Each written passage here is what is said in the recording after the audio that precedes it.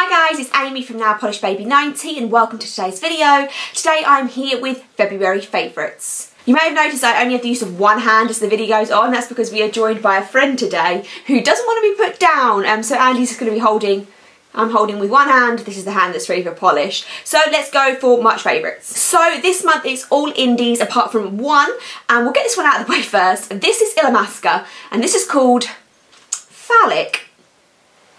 No, I'm not enjoying the name at all, but this is a beautiful blue. It's just one of those like dark blues, almost like blacks, but it has a little bit of a blue flash to it, so it just makes it a little bit more unique. You probably have polishes like this in your collection, so it's not super unique, but it was stunning, but the name just really let it down. So that was almost opaque in just one coat. So if you were in a bind, you could probably slap on one coat and hit the road. So that is one or two coats. My swatch is two, but of Phallic by Illamasqua. Okay, so let's go through the indies first. The first one that I have is called the Unbreakable Vow, and this is by Never Enough, and this came out in the Cast a Spell box, which was for last year's Cast a Spell box, which is all Harry Potter based polishes. Now in the bottle I thought this was a bit just okay, and it was a reason why it's one of the last ones I had left to wear, because I wasn't really looking forward to wearing it. But oh my goodness, this was absolutely stunning. I'm really teasing you because this was super limited edition, but it is like a purpley base, and then you have a greenish multi-chrome duochrome flash to it, and some little flakies.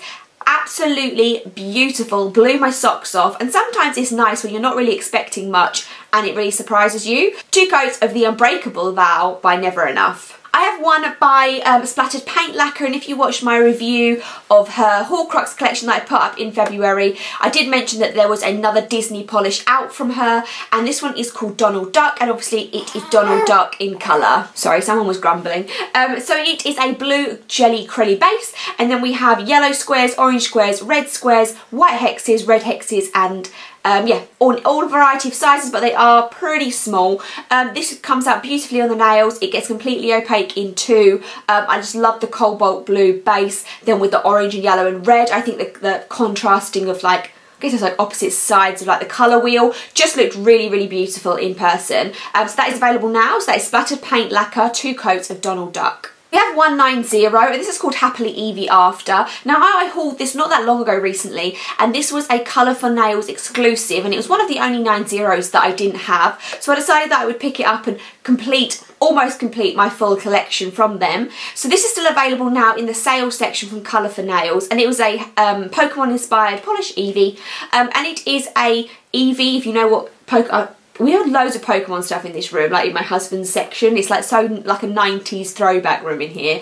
But Eevee is this kind of colour, and it's obviously a beautiful, just linear hollow from Jess. So that is just a nice, easy two-coater, and that is two coats of Happily Eevee After. We then have like multiples from this, so we then have two from Lyn B Designs. The first one is called Obliviate, and this is from her Spells collection from Harry Potter. And this is not a polish that I really go for, and to be honest I don't know why I bought this, because this is not something that I would go for and is normally my thing. So this is like, I don't know, one of those like putty bases that has like a strong purple flash to it, and then it has a ton of holographic flakes in there. Now the reason why I normally stay away from these is because these are normally sheer, you can't build them up, they're a pain to work with. But this did take 3 coats for me, but it was completely opaque in that, completely opaque, and it was okay, it was good. It was, out of the ones that I've tried in this kind of finish, it's my favourite.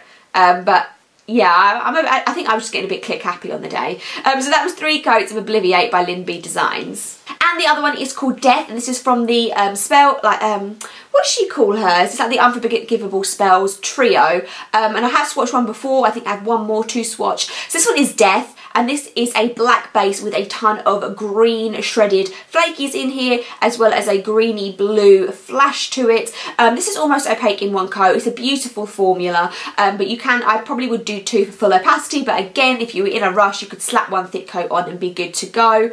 And it's just, like I say, the beautiful. The other one I did already was the blue version of this, and I can't think what spell it was, and then I've got the red one left to go. But these combinations, all 3 of them, are just beautiful. The black within the flash of the green, red or blue, whichever one you pick up, is just beautiful. So that is 2 coats of Death by Lyn B Designs. And of course all indie sellers will be linked down below for you. Finishing up, we have 4 from Palish. Are these all Potter polishes? All but one. So let's do the non-Potter one first. Let's adjust the baby. The first one that's not Potter related is called Pumpkin Patch, and this is like a dirty orangey brown rusticky colour, very autumnal, very, I guess, when it came out, so very autumnal. And then we have a ton of multi-chrome little glitters in here. I want to say they're multi-chrome and not hollow, because they are like truly rainbow and never really silver, but they might be hollow, I'm just not sure. I'm losing my mind slowly. So this is 2 coats of Pumpkin Patch. Then we have some from the Black Friday sales. The first 2 are from bespoke batches, which means that they are limited edition and they are now gone. So sorry for teasing, but there are 2 from the Founders collection she did. So the first one is Godric, which is obviously the red one for Gryffindor, and this is a darker, like cherryish red, and then there has some holographic in there, and then a bit of a flash to it. And all of the ones in this formula that I've tried so far have been 2 coaters. So the first one is 2 coats of Godric, and then the other one that we have is Salazar, and Salazar is obviously for Slytherin, so we have a green base. This is a little bit in between like an emerald and like a piney colour. It's very royal, but at the same time it's like a lighter green, and this has a lighter green flash as well as that holographic in there, and then all of them are pretty similar. So you have the base colour with the same colour, like a base colour flash, and then you have the hollow. So that one there was 2 coats, and that one was Salazar. And my favourite creature to come out of the Fantastic Beasts series has been the Niffler, and this is Niffler. So this is a black base with a ton of gold shredded glitter in it, and Palish has done like a lot with this recently in a lot of different colour combos. She just very recently, it might even be the spring collection, had a collection come out with all of these little flakies in here, so it's definitely like on trend and what they're going for at the moment anyway. So Niffler was a nice opaque base, but completely opaque in 2, and that gold flakes just really has shone through brilliantly. The black base wasn't too dark, where it didn't get opaque quickly, but it wasn't too dark that it covered up the gold. So it was a really good balance. So that was 2 coats of Palish's Niffler.